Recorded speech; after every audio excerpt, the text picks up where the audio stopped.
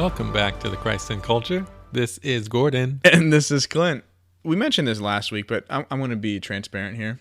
We're recording 2 episodes in the same day because Gordon's going to be gone for a little bit. And we just went to Reconciliation before coming over here. Yep. And I was actually really impressed because when I was driving over there, I was like, it's going to be a super short line, get in, get out. Because like we just had Christmas, and this is an awful thought of me, but I was like, a lot of people either went for Advent and are not going to go again until Lent, or a lot of people like went to Mass on Christmas and they're like, okay, we're good with this whole church thing for a little bit. I was very pleasantly surprised to see we had like over 30 people in line. That was the longest line I've seen there in a long time. It was amazing. Yeah. And I was like, I felt like kind of a creeper. I was like looking around and I was just like smiling. I was like, this is awesome. Like, I'm sorry, like you committed sins and stuff, but like, hey, I'm here too. Like, this is awesome that we have so many people come to confession. It was so cool. I hope most of them got to go because there's only one priest. I mean, he was cruising. He was. Like, but still like very intentional as he does. I had lunch today with David and Grant, who actually is who I want to give a shout out to. So shout out Grant. And we were talking about like bad confession stories. And dude, I've had some. So have I. Have you? I'm not going to say who the priests were, but of course not. There was one where the priest wouldn't let me say more than one sin. He's like, not even just like say just your mortal sins and let's get out of here. He's like, you get one. Like, I don't feel like that's right, Father. Like, I think we're missing some stuff here, but yep. So that's one. Go ahead. What do you got? He was on his phone. Like texting or call? I don't know. I think it was like surfing the web while I was confessing. Like face to face? Yeah.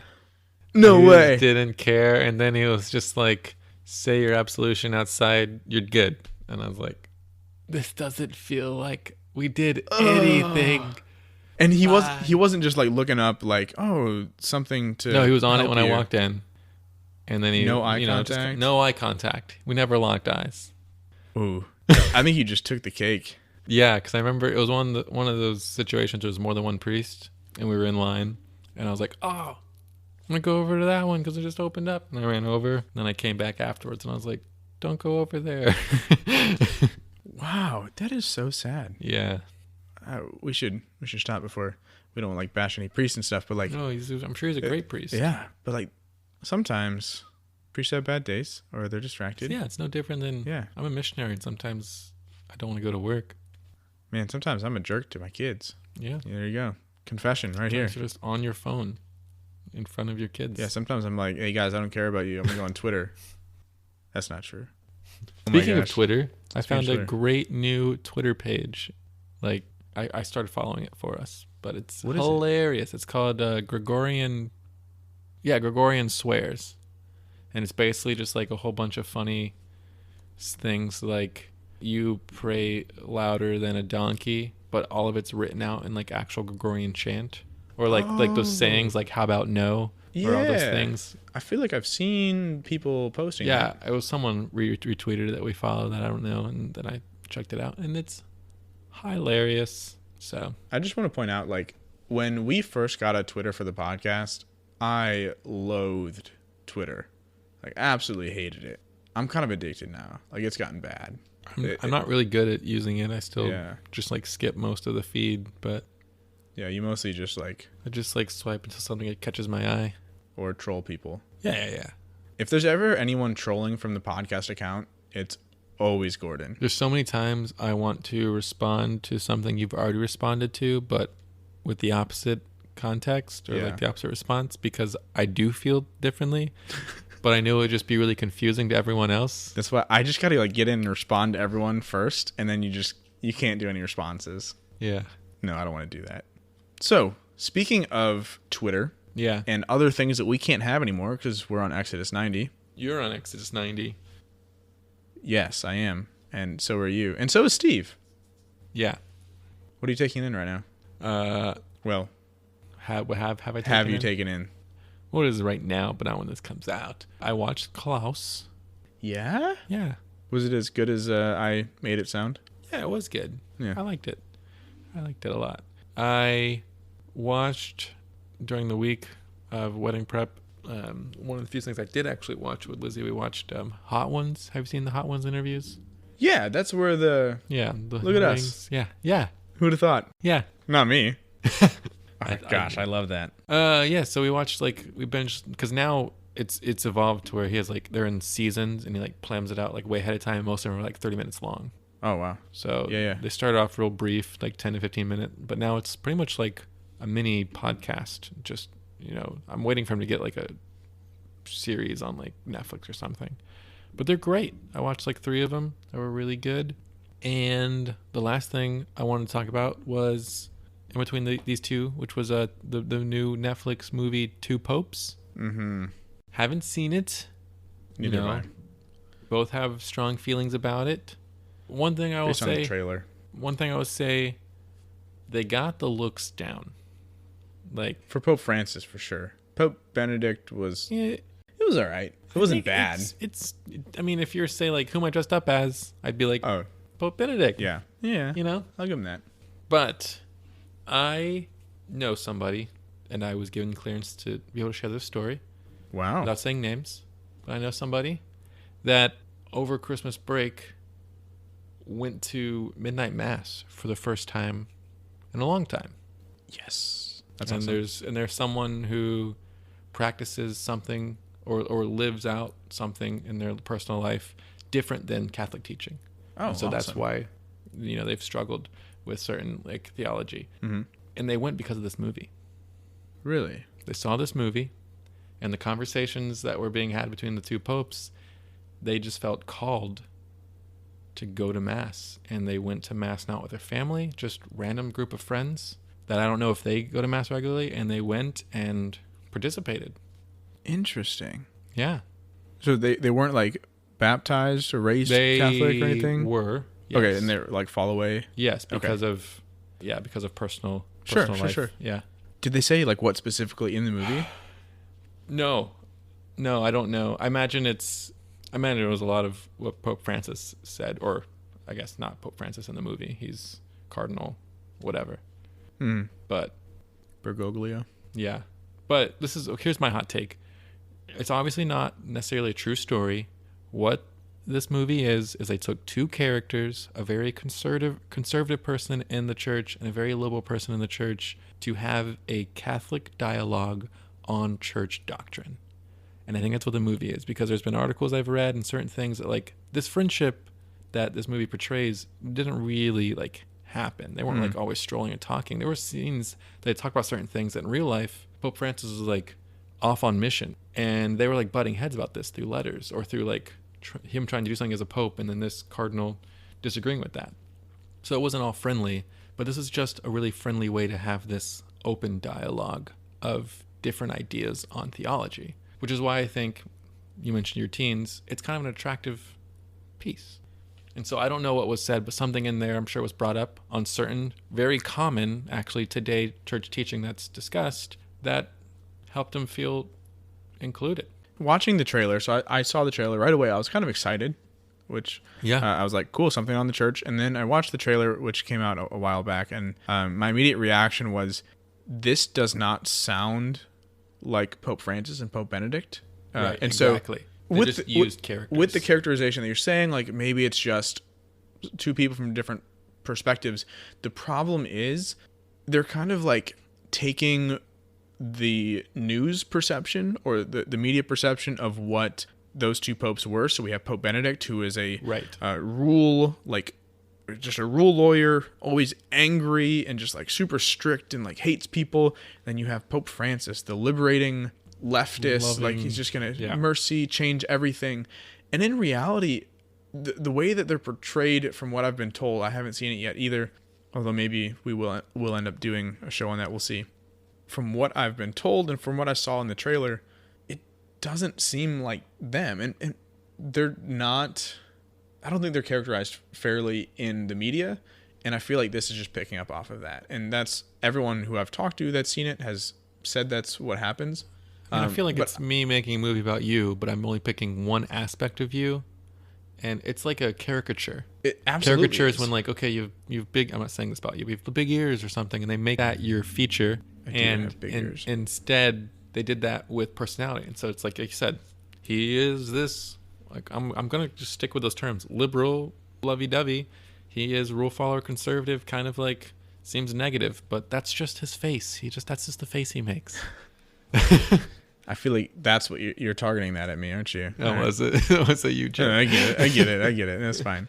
For those of you who haven't seen me, I always look angry, I guess. So it is what it is. I get that. And I don't know. I think it's just, it wasn't even that they wanted to make a movie about these people. It was really they wanted this dialogue to be said with this, which I think makes sense, but they're using these people as models. I guess I'll give it a shot. Someone please request it so we can watch it. I guess By any means, it has been requested. I thought that was a really cool glory story. Yeah, that is cool. And in a way where even if it is totally against like what this podcast does, like where it's like totally showing the wrong message, you know, God still uses that stuff. This is like proof and this idea. Yeah, and so I mean, maybe if we do a show on it, that's what our challenge is, because it is kind of trying to do the opposite of what we talk about on here, taking something that's religious and proving, making it secular. Yeah, a secular point.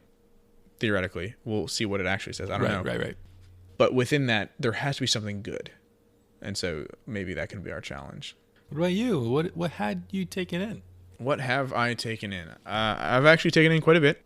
While I was back, I had access to Disney Plus, so had to. First things first, I watched Out of the Box. Did you ever watch that show as a kid? Yes, and I know you're obsessed with it. We can even sing the jingle before we leave. So long, farewell. Now it's ruined. We can't sing it at the end. We can. I'll do it anyways. It's gonna be great. That'll be our outtake. I love that show, and sorry to my brother and all of his high school friends that I forced to watch it with me because they're in the same room. Out of the box. It was so good, man. And like, it's quality because they teach a lesson. They do arts and crafts, which arts and crafts are actually sick. I want to try some of them. They made a tree out of newspapers. Did you ever watch Zoom? Zoom was great. Same thing. Zoom was great. That was a great show. We're not disagreeing. I love Zoom. Great show. Zoboomafoo. Oh my gosh. One's different. It's different. It was good. I loved the quality. Intro You're still learning. From the cartoon into the puppet coming on the screen, and they catch him. And anyways, it's a great show. Check it out. Outro, super catchy. Like when someone's trying to leave and everyone's like, so long, farewell. And you're like, no, that's old school. I'm here to say goodbye. Don't do that one anymore. Mm-hmm. We want this outro, which you'll hear at the end. It sounds the same at the beginning, but it's way better. So I watched that one night with my family. I watched Kingsman, The Golden Circle, which I'd seen before, but it's been a while. So the second one? It's the second one. Okay. I like that it has Taron Egerton and it has Elton John. So you basically have two Elton Johns in one movie. It's great. And this next one has like a ton of people. Oh, there's another one? Yeah, called The Kingsman. It's about how the whole thing started. So it's a period piece, like set in like the early 19 or 1800s. Different actors, I guess. They'd have to be. Yeah. Interesting. Okay. My younger brother got the video game Jedi Fallen Order, which is a canon video game in the Star Wars saga. It takes place during the Rebels time period. So it was kind of cool to see some of the characters cross over from that. I watched him play. I never actually played it.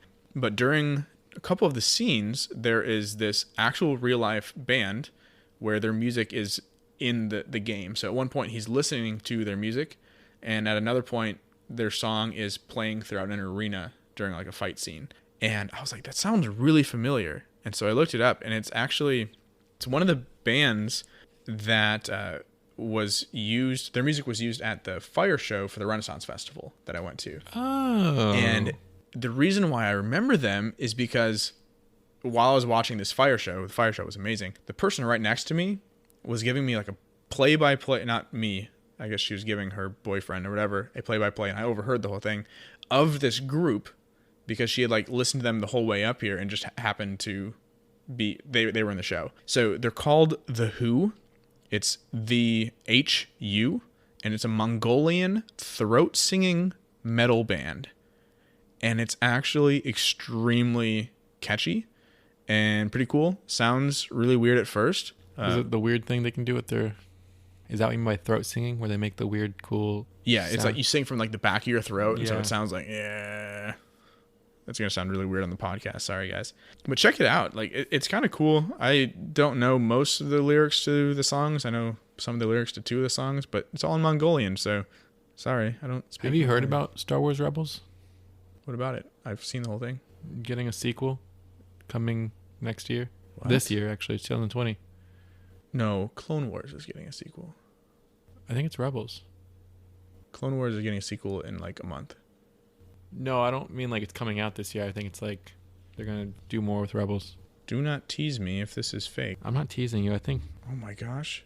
It came up on the Googles. I don't think it's like 100% confirmed, but it's in like the rumors of people have found some things that has hinted towards a sequel. This is amazing. Looks like, yeah, there's a lot of rumors with it. That's awesome. That's exciting.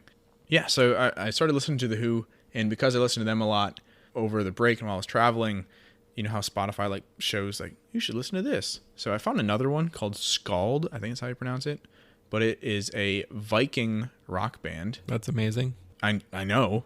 And like this stuff has just been... You should it's so share these things with Chris. Shout out Chris, because he's been like trying to ingest more music, but it also just seems like music he would already like he just seems like he breathes this kind of music. Yeah. I don't know. I love different cultures, and I know this is not like technically their cultures, but like The Who, they use Mongolian war chants and they put it to metal music. So like it actually is part of their culture. So it's kind of cool. And then just the last thing I want to mention, I've been reading a book called On the Accidental Wings of Dragons by Julie Wetzel, I think is how you say her name. It's one of those free books that I get and I just read all the time. It's another fantasy book, obviously, with dragons. A little bit more promiscuous than I expected, but yeah, it's not awful, I guess. Yeah. So it's free. Speaking of Star Wars, since we were talking about that a little bit, we did get a challenge from our friend Danny Sackfort. She emailed us a couple days ago, and she had something to do with the latest Star Wars trilogy. So I'll kind of just summarize it, but basically she was talking about Finn, basically from his story arc. Yeah, Finn from the Rise of Skywalker, and basically that whole trilogy, and basically this idea that he's a child slave turned into a stormtrooper, brainwashed, forced to become a soldier, and then he grows a conscience, supposedly, and then he immediately turns around and massacres other people, other stormtroopers, to like escape, and that he takes delight in it. I don't really remember him taking delight in that. You're talking about the one scene where like they fly now, and then the one like they shoot the rocket and he spirals into the cliff and he's like,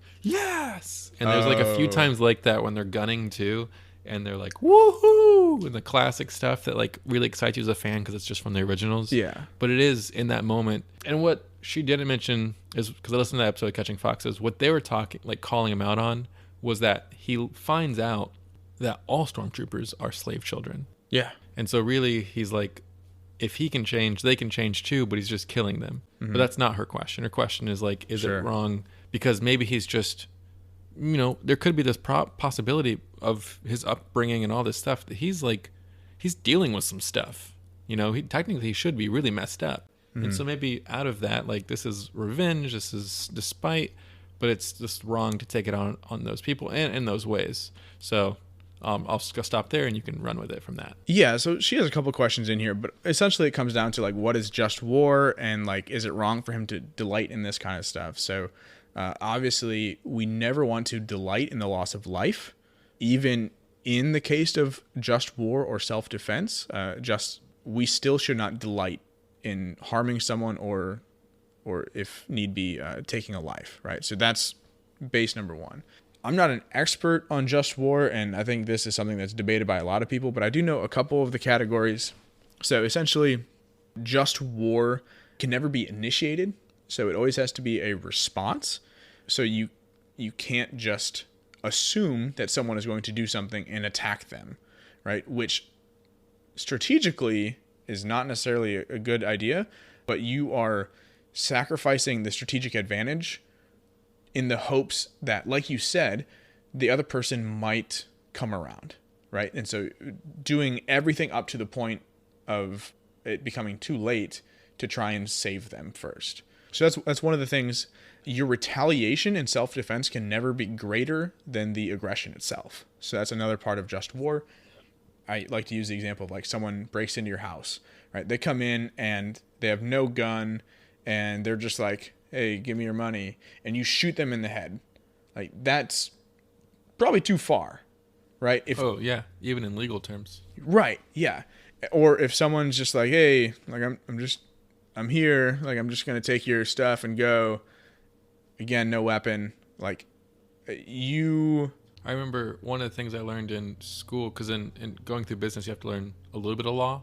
Sure. One of the examples I use a lot is if you walk into your home and someone's already in there robbing your place, and you're like, hey, and they are like trying to escape. Yes, good example. And you attack them or shoot them, that's injustice. Right. Because they weren't trying to harm you. That's the whole thing. It's self-defense. Yeah. And if it's not self-defense, which that's the issue with just war, especially the Vietnam War. Mm-hmm. You know, with I don't know the term for the enemy. The Viet Cong? Yeah, but they always called it a Charlie. Oh, yeah. You know, they always called it Charlie, and they just shot at shadows because they were just trained to shoot at the enemy. Right. But they weren't. It wasn't. I mean, it was in a little way. They were extremely afraid for their lives. But yeah. And a lot of people in that example will say, "Oh, well, they're running away with my property." This is a point where we, as Christians and as Catholics, we need to realize that our property is not worth a person's life. A life is always the greatest good, always. And that's another thing. Like, it's really not our property, even though we legally own things. We need to remember that everything we have is a gift from God, and we need to be unattached to those things so that if we do lose them, we're not led into sin because of that loss. Yeah. Right. So that's another thing. And I do think Star Wars paints a really good picture in these instances where Finn is killing people. It is either his life or other lives or theirs. And another thing that's really, good is not good, I would say, but another thing we see in these movies usually is they don't usually actually go for the soldiers themselves unless they're on foot. But in like ships or on those ships, they usually kind of go for the engine or something where like they wreck or the command center, so right, everything shuts down. And so they try not to take a life. It kind of seems, I don't know if that's really the intent, but in those instances, it's okay with what he's doing. The rejoicing part, which is part of the question, I don't think is just. Like being Correct. happy over that death is not okay. Yeah. Yeah, and the last category that I can think of, and maybe if someone's a canon lawyer that listens to this, first off, wow, thank you. Maybe they can help us out with some more details. But the last thing I can think of as far as just war is it has to be in defense, right? So it has to be for an actual like protection of life. And so the last couple of things here is, so we talked about the rejoicing. Obviously, that's not a good thing because we should never rejoice at the loss of life. And the last thing on here, as far as questions, it looks like she's asking, how should we as Catholics act in those situations where our country goes to war? I guess this is kind of pertinent right now. There's the joke going around about World War III. But the question is, like, what are we supposed to do as Catholics in those situations where our country goes to war and we're expected to fight in that? That is really hard, to be honest. First off, I would recommend the movie Hacksaw Ridge if you haven't seen that. It is about a actual story from World War II where a guy, he refused to fight, but he wanted to be in the army because he wanted to do his duty and to protect others. And so he became a medic, and he actually became a war hero. And it's a pretty good story. I think there's something where you can opt out for religious purposes.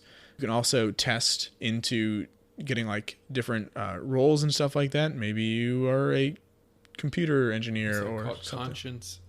Conscientious objection. Yeah, objector. Yeah.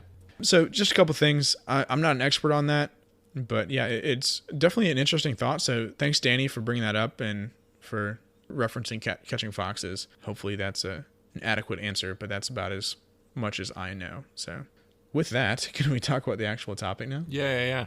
Marriage Story from Netflix. It's gonna be this whole thing's gonna be a downer, just killing people and divorce. Okay, so Marriage Story is a really beautiful movie on Netflix, just much like last week's episode on The Irishman. Beautiful movie, very sad. I really enjoyed it. Lizzie really enjoyed it. We had to do it in 2 parts because the first time we watched it emotionally, one of us wasn't there. I grew up in divorce, and so like from 6th grade to senior year of high school, my parents were separated and going through being divorced. So it took them like 7 years to finalize a divorce. and it's tough, but I I'm fine. It's all good. It's just a different experience. Yeah. I have a little bit different of a situation where my parents were divorced when I was in college. I think I was a junior when the process started. So Yeah. I was older when it happened, but obviously still affected by it. So that is simply the theme of this episode, is really divorce. It's love, and it's lies versus truth. Things we've all talked about before, not really divorce, but like brokenness and like, Maybe this is way too early to ask this question, but is there a reason why it's called Marriage Story if it's about divorce? well, it's mostly takes place during this. They're still married. It's not really, they're not divorced. No, I don't think so. I think it's ironic. So just to go in, there's two characters. Okay. Charlie, which is played by Adam Driver. Star Wars. Yeah. And Nicole, who's played by Scarlett Johansson. Mm-hmm. Charlie is a stage director in New York. He writes plays and directs them, like really, small plays. The things you'd go see. I forgot what it's called, like off Broadway type stuff. Yeah. And it's really funny because I think this movie is written as one of those plays. Like this movie has monologues. This movie has just like scenes where you're like, wow, that felt like a play, but very like produced, like still a movie. And so I think that's one of the reasons why it's called Marriage Story, is because it would seem like something you would go see as a play. Marriage Story, and then you would go and it's this whole drawn out play about the fall of this marriage. Okay. And so it's just like this irony. And it opens up, I don't know if you've seen the trailer, but it's the same trailer, but it opens up with dialogue from each of them. And Charlie starts, it's funny too, because if you actually look up IMDb and all this stuff, they don't have last names. You don't know their last name. I'm looking at it right now. Which is also interesting because the last name would have been the same because they're married. Mm-hmm. But because they omitted giving them a last name and this was about divorce, it's like they're already lacking that connection. Yeah. Interesting. Can I point something else out since I'm on IMDb? Go. This has nothing to do with the actual show, but there's one of the actors on here is Matthew Maher. So Matt Maher. Not the same guy. Not the same guy. The other thing to point out as far as characteristics, so he writes plays in LA, in New York. She is an actor or an actress in LA. Most of the movie takes place in LA. And so the first part is you're seeing snippets of Nicole and you hear Charlie's voice and it says, "What I love about Nicole. She makes people feel comfortable about even embarrassing things. She really listens when someone is talking. Sometimes she listens too much for too long. She's a good citizen. She always knows the right thing to do when it comes to difficult family stuff. I get stuck in my ways, and she knows when to push me and when to leave me alone. She cuts all of her hair. She's always inexplicably brewing a cup of tea that she doesn't drink. And it's not easy for her to put away a sock or close a cabinet or do a dish, but she tries for me. Nicole grew up in LA around actors and directors, movies and TV, and is very close to her mother, Sandra, and Cassie, her sister. Nicole gives great presents. She is a mother who plays, really plays. She never steps off playing or says it's too much. And it must be too much sometime. She's competitive. She's amazing at opening jars because of her strong arms, which I've always found very sexy. She keeps the fridge over full. No one is ever hungry in our house. She can drive a stick.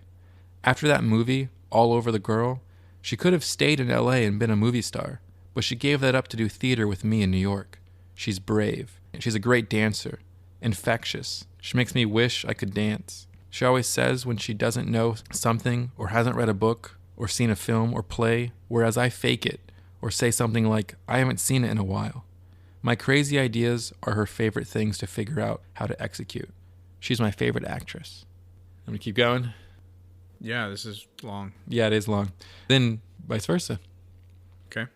What I love about Charlie. Charlie is undaunted. He never lets other people's opinions or any setbacks keep him from what he wants to do. Charlie eats like he's trying to get it over with, and like there won't be enough food for everyone.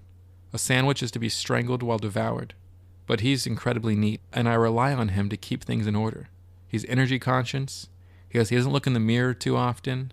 He cries easily in movies. He's very self-sufficient.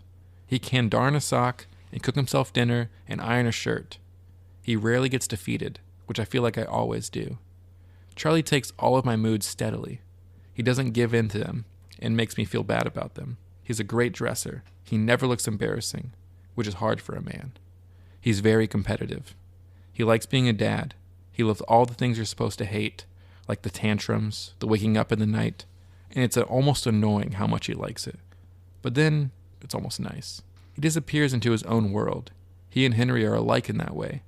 He can tell people when they have food in their teeth or on their face in a way that doesn't make them feel bad. Charlie is self-made. His parents, I only met them once, but he told me there was a lot of alcohol, some violence in his childhood. He moved to New York from Indiana with no safety net, and now he's more a New Yorker than any other New Yorker. He's brilliant at creating family out of whoever is around. With the theater company, he cast a spell that made everyone feel included. No one, not even an intern, was unimportant. He could remember all the inside jokes. He's extremely organized and thorough, and he's very clear about what he wants. Unlike me, who can't always tell. Interesting.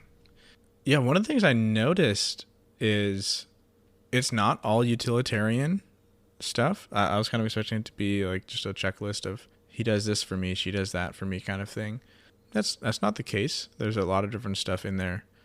Yeah, I think some of it's good, some of it's weird and random, but I guess that's part of relationships in a way. But as a like list of why they love each other, I don't know. I don't think they actually said anything of like I love them because I love them kind of thing.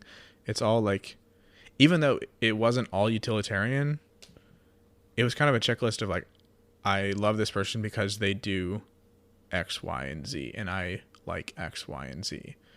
Yeah, it's actually really interesting because even just reading it now, I didn't think about this when I copied that, but everything that they listed, they also mentioned was something that they struggled with. They lacked, yeah.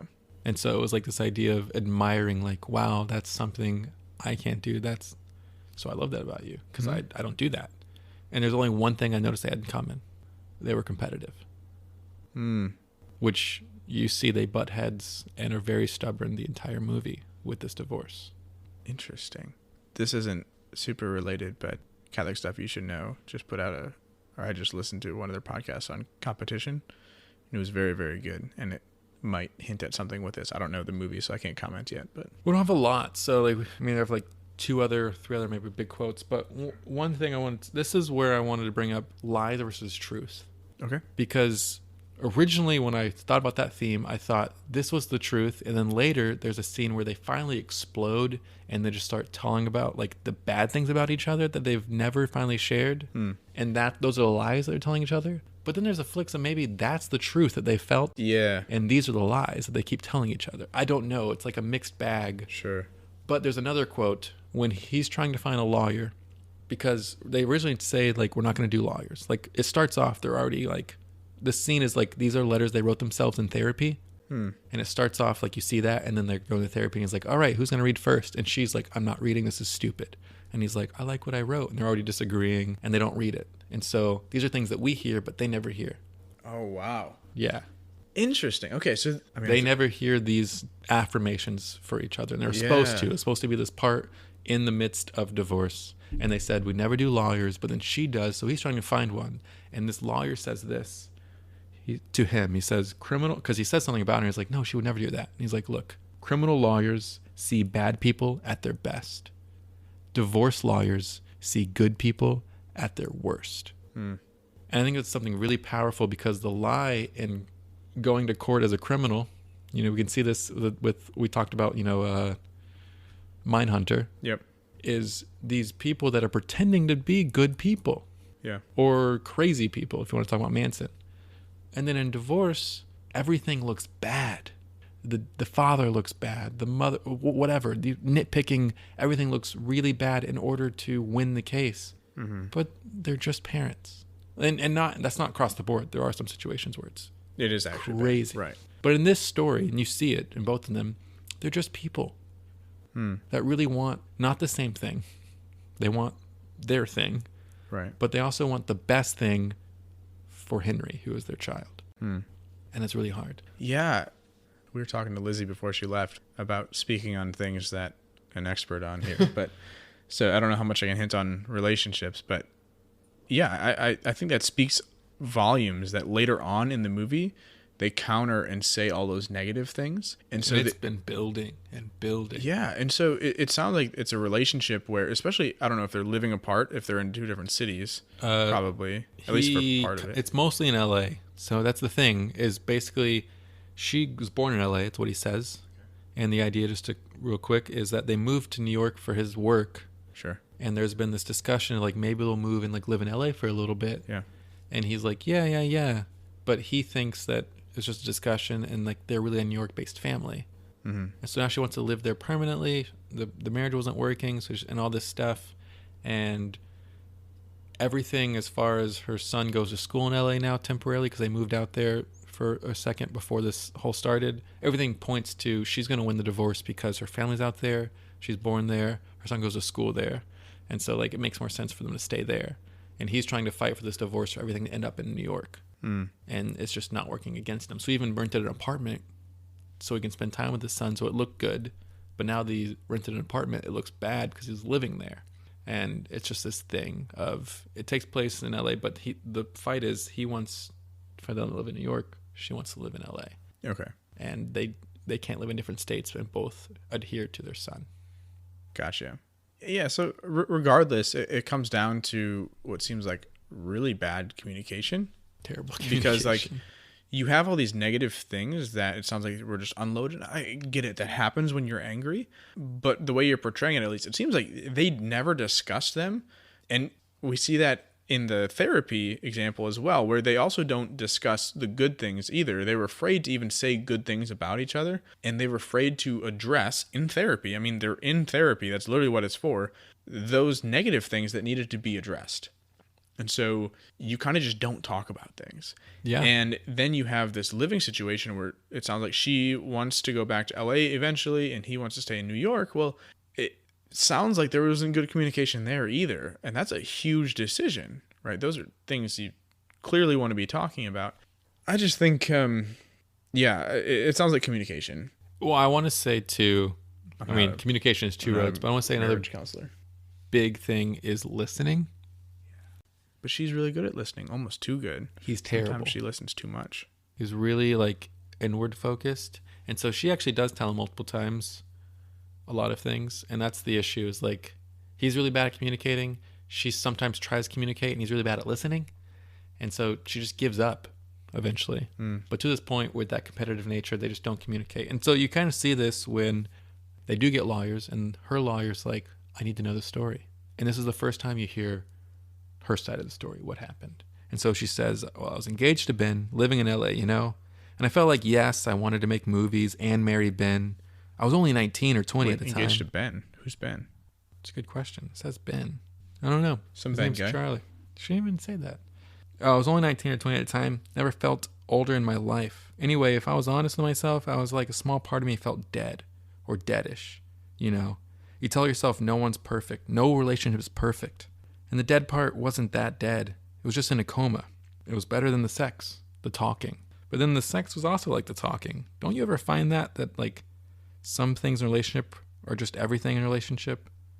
And we spent the whole night and the next day together, and I just never left. Yes, to be honest, all the problems were there in the beginning too. But I just went along with him and his life because it felt so good to feel myself alive. In the beginning, I was the actress. The star. I felt like something, People came to me at first, but the farther away I got from that, the more acclaim to the theater company got, and I had less and less weight. I just became who? Well, the actress that was in that thing that one time. He was the draw. And that would have been fine, but I got smaller. I realized I didn't even really come alive for myself. I was just feeding his aliveness. And he was so smart and creative, it was fine. Some things I would tell him at home in private, and they would work their way into the public conversation, into his work. And for a while, that felt like enough. I was just so flattered that someone like him would find an idea I had worth trying, or a comment I made worth repeating, and then I got pregnant. And I thought that having a baby could really be ours, but also really be mine. And he was so excited. So it was nice for a while. Kids, they belong to themselves. It's like an instant they leave your body. It's just a process of them going away. And it didn't belong to myself. And it was the small stuff, the stupid stuff, the big stuff, all the furniture in our house. It was his taste. I didn't even know what my taste was anymore because I'd never been asked to use it. I didn't even pick our apartment. I just moved into his. And I made noises about wanting to move back to LA, but they came to nothing. And we come here on the holidays because he liked my family. But if I suggested what we do in a year or something, he'd just put me off. And it would be strange if he turned to me and said, "And what do you want to do today?" So this pilot came along, it shot in LA, and it paid so much, and it was there for a little while like a lifeline thrown at me. Here's this bit of earth that's yours. And I was embarrassed about it in front of him. But I was also like, yeah, this is who I am. This is what I'm worth. And maybe it's stupid, but at least it's mine. And if he had just taken me into a big hug and said, "Baby, I'm so excited for your adventure. Of course I want you to have a piece of earth that's yours." Well, then I might be getting divorced. But he made fun of it and was jealous like he is. And then he realized about the money. And he told me I could funnel it back into the theater company. And that's when I realized he truly didn't see me. He didn't see me as something separate from himself. And I asked him to save my phone number, and he didn't know it. So I left. I don't know phone numbers anymore. That's a good point. I know a couple. But yeah, I mean, there's so much in there. There's pride, there's selfishness, jealousy.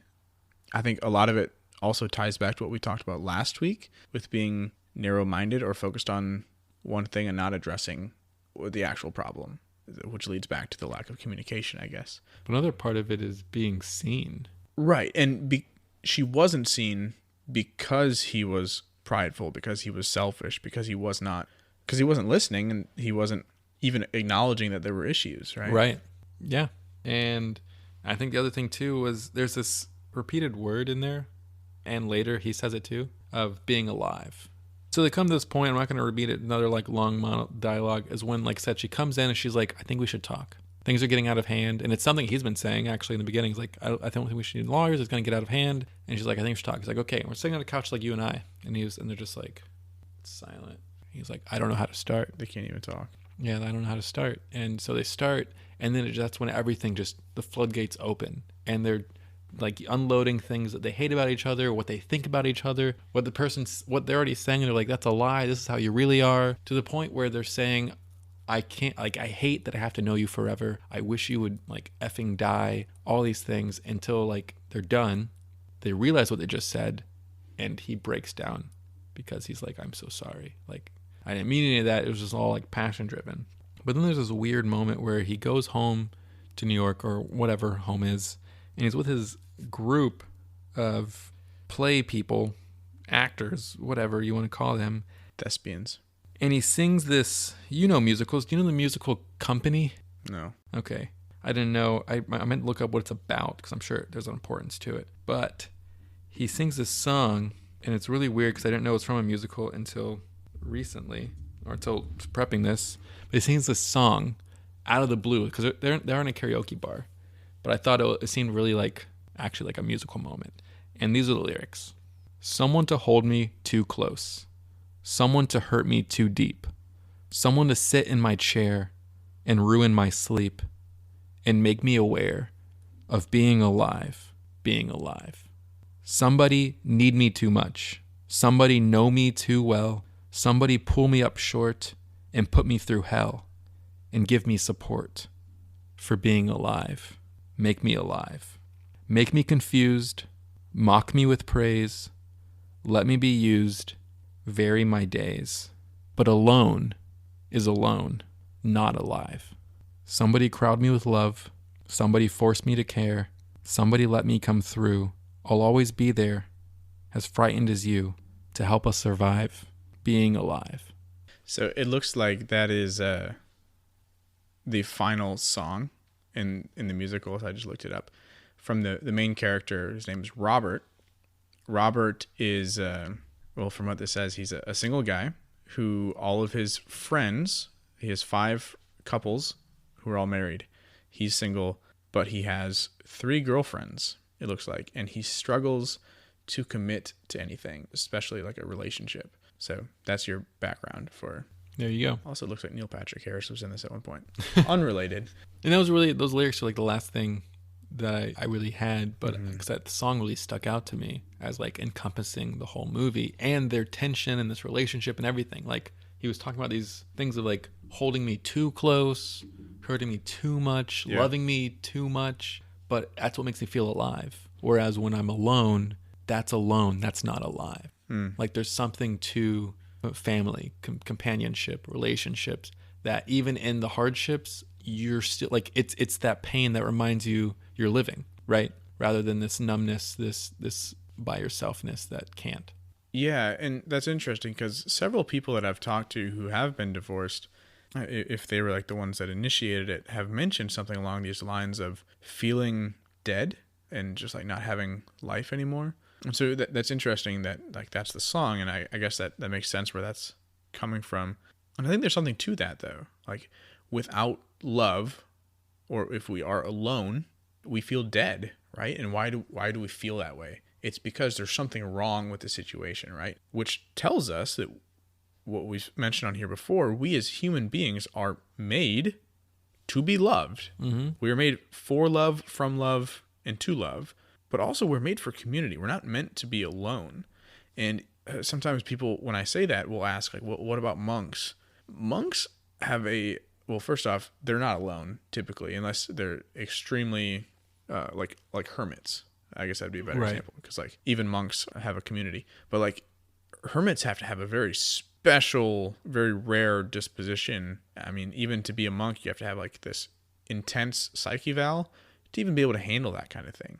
But it's the exception, not the rule. Like we are made for community. And if we are without that, then we feel dead, because God himself is love and community. And we desire that. We need that. I would even argue, this is more of an opinion, but I would argue that hermits probably have a very different, unique, and special spiritual relationship with God than others, because when they're isolated, they have to form their community there. Yeah, and maybe that's the case. I can't say I've ever dialogued with a hermit. Haha. A crab, maybe. But when we get into the bad jokes, it's time to start wrapping it up. So, challenges. I don't really have one. Read The Great Divorce. My challenge, if I would have known, I would have probably saved this, but it's from last week. Okay. Where we talked about having real conversations. I didn't think about that. So, yeah. This whole thing seems to be, to me, a result of not appreciating those around you, not listening, and not having real conversations when it's difficult. So my challenge for you is to have real conversations. If there's someone in your life, maybe there's a significant other, if you're married, your spouse, have a real conversation with them. And I mean like a real conversation with them. Take a chance to be vulnerable with something that's bothering you, or to just address something, or even just to tell them something that you really love, like that letter at the beginning that they never read to each other. Oh, yeah. Maybe that can be a challenge too if you want. Write a letter to someone and tell them why you love them. It doesn't have to be long. It doesn't have to be crazy, but just have real conversations. Tell people you love them. See people as people. I like that a lot. Do you have any shout outs? I have one. Okay. Peter Fontana. Yeah. Who was it with the door? I think I mentioned the podcast once randomly this past month. It was probably at a Christmas party or something. He was like, what is that? Because I was on our emails for Danny, and I saw that he followed us on YouTube. Yeah, he followed us a while back. And I was like, wow, okay. Yeah, that was really intentional. So thank you, Peter. I don't know if you're actually listening to these, but that's really cool. Yeah, we appreciate it. And just so you guys know, there was an issue with the program that puts our podcasts on YouTube.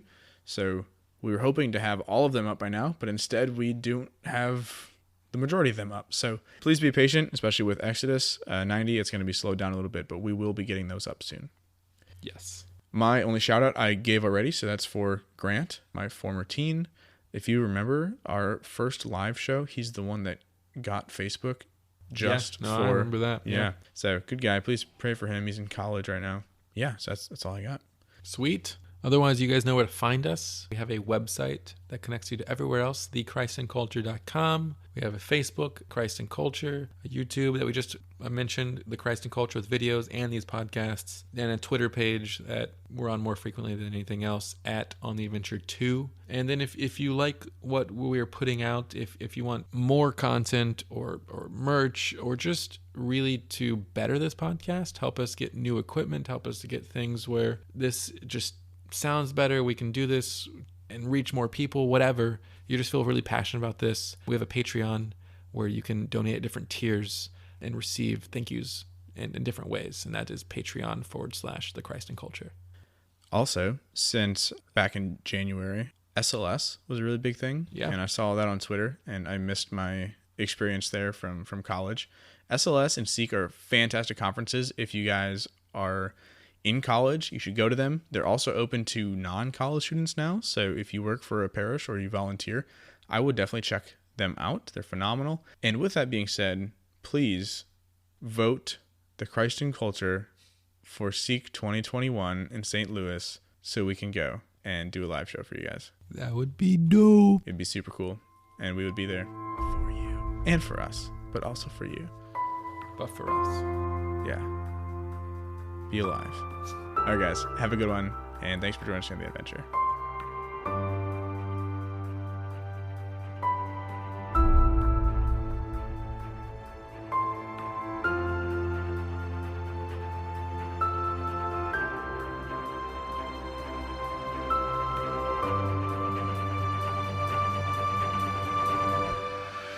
So long. Farewell to you, my friends. Goodbye for now. Until we meet again, I say so long. Farewell to you, my friends. Goodbye for now. Until we meet again. It's been fun to play and sing together in the box. But now it's time to say goodbye. So long, farewell to you, my friends. Goodbye for now, until we meet again. Oh, they're so much better than me, but that was fun. Bye, guys. Remix. Wiggle, wiggle.